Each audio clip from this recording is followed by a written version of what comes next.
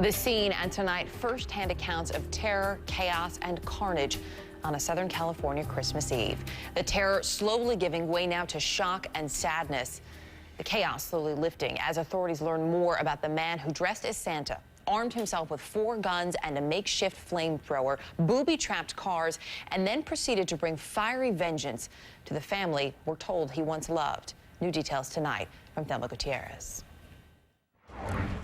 Their frantic screams for help coming from the inside of this home. These are the transcripts of the 911 call. He's shooting, he's shooting. 24 people are at a Christmas party when a man dressed as Santa Claus goes on a rampage.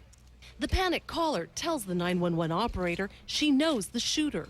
His name is Bruce Pardo. He's my ex-brother-in-law. He's still shooting. He's knocking out the lights. He came in through the entrance of the door in a Santa Claus suit. I didn't see them when he shot. Police say 45-year-old Bruce Pardo went to the Christmas party dressed as Santa because he knew it was an annual family tradition. When an 8-year-old girl opens the door, Pardo pulls out a semi-automatic weapon and shoots her. The caller tells the operator, "My daughter's been shot in the face. She was shot in the face and she's bleeding." Police say Pardo then begins shooting at everyone in sight. Some hide under furniture, others jump from windows to escape. Then he pulls out a canister of racing fuel disguised as a holiday package. The package he had appears to be a homemade pressurized device.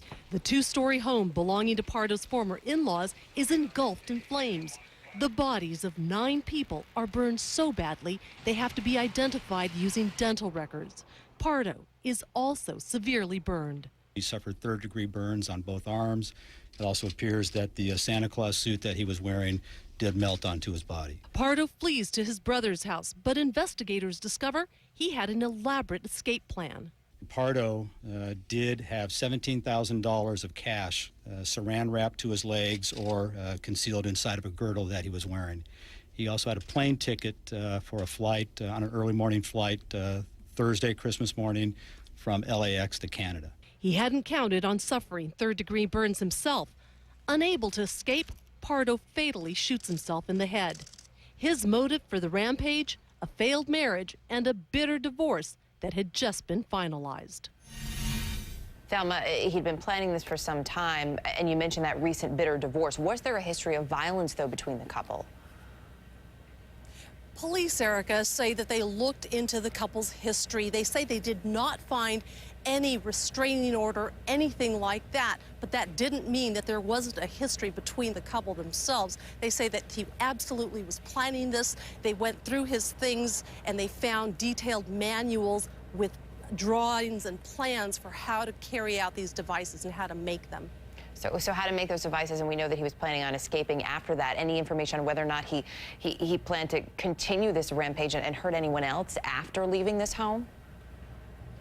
Yes, absolutely. When police went to look through his car, they actually found a Santa suit inside that car. They say that Santa suit was booby-trapped to set off hundreds of rounds of ammunition.